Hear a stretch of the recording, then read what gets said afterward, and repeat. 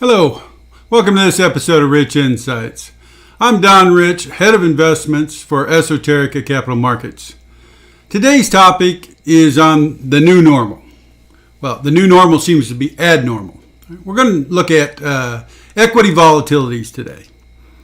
So, since the lows on, let's call it March 23rd, equities have rallied nearly 30% in the U.S.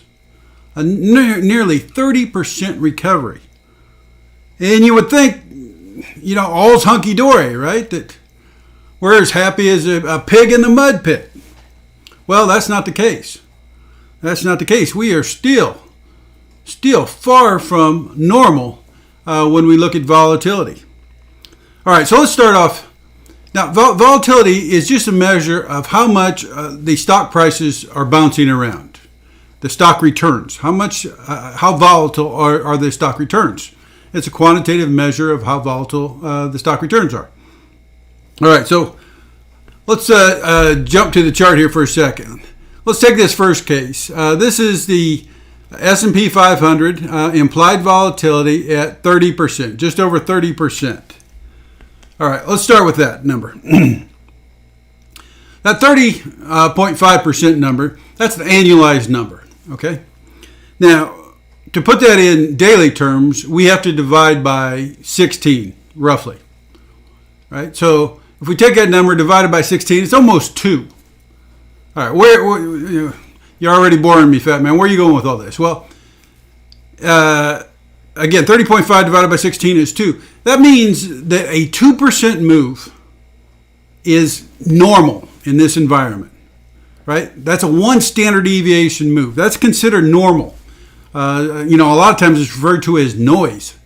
A 2% one-day move is now the new normal. That's why I say it's a new abnormal. All right. A 2% move is roughly 500 points on the Dow, to put that in perspective. That is now a common day. Well, that's what the volatility markets are telling us.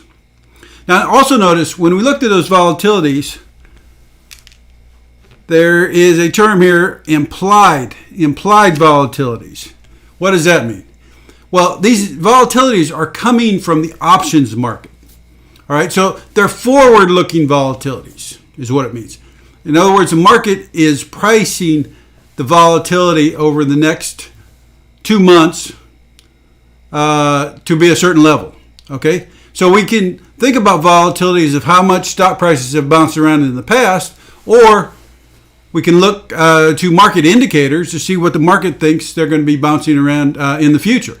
All right, that's where that information comes from. This is a market-determined volatility number.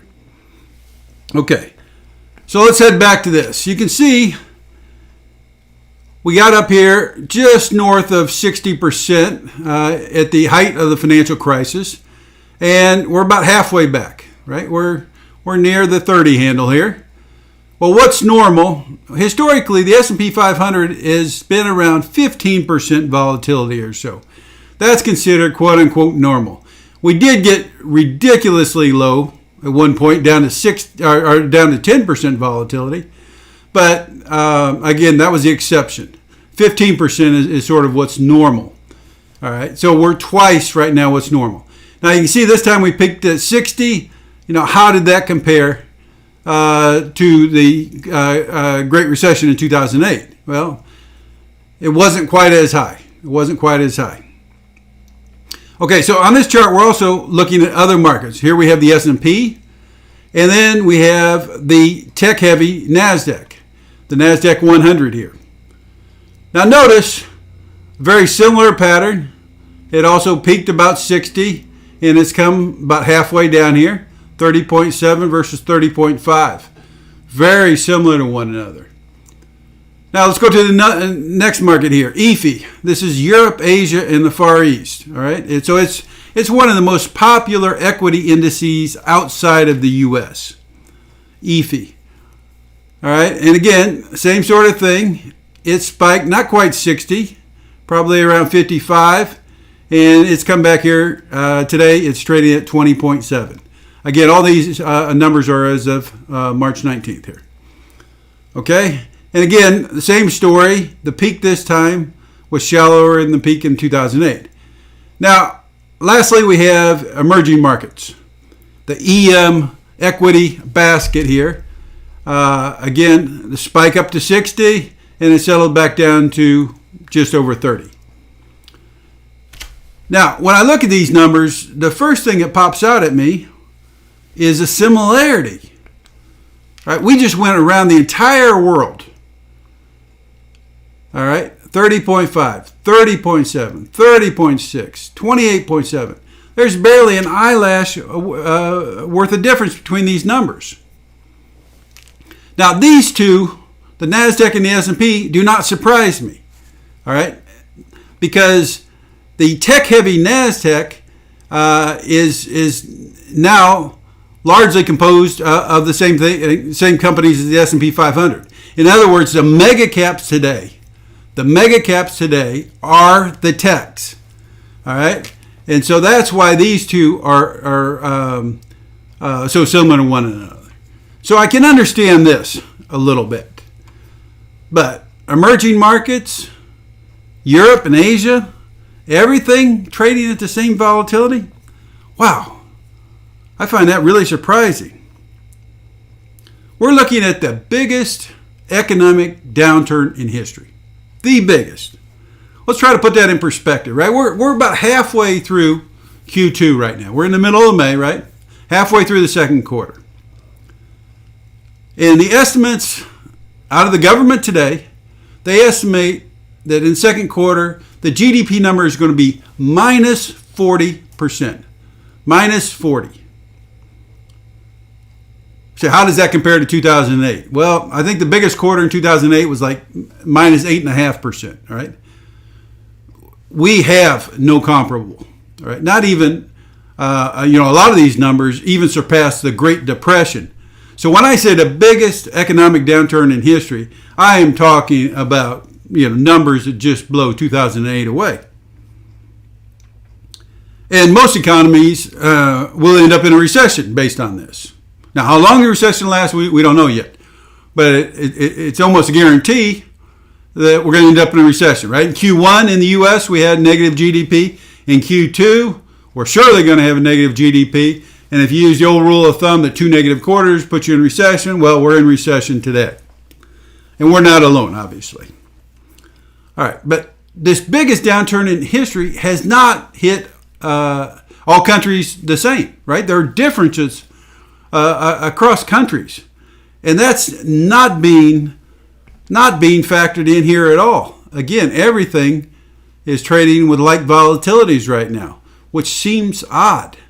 It seems odd. And then the other thing you have to think about with EM, or sometimes even with developed markets, is that economic shocks generally have political consequences. Right? Political changes. Now, that may be true in developed markets as well, but you can get more drastic political changes in emerging markets. And yet, that doesn't seem to be factored in either. So the consistency of the volatility numbers around the world makes me shake my head. But also, as I said from the very beginning, we just had over a 30% run-up in equities. You would have thought things would have calmed down much more than they have so far. We're only halfway back to normal. Well, if vols are still at 30, let's call it the 30 handle, while equities are going straight up, what the hell you think they're going to do when we have a pullback? Right? And again, remember how you do this. Just take the number and divide it by 16. So 30 divided by 16 is about a 2% day.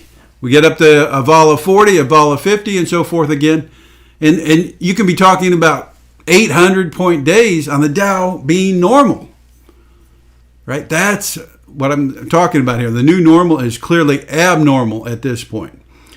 So what do we do with all this, right? We got to get used to the choppiness.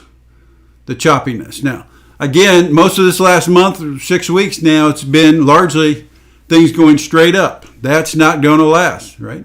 We most likely have already overshot to the top side. But it's unlikely that we're going to drop 30% from here on a free fall. It's going to be a choppy environment in this downward channel. So we just have to get used to it. We have to position ourselves and position ourselves for the choppiness and have the appropriate risk profile going in to this new abnormal environment. All right, so that's our message for today. I'm Don Rich. You've just experienced a rich insight. I hope you've enjoyed it. May your beer be colder than the company you keep. We'll talk again soon. Thank you.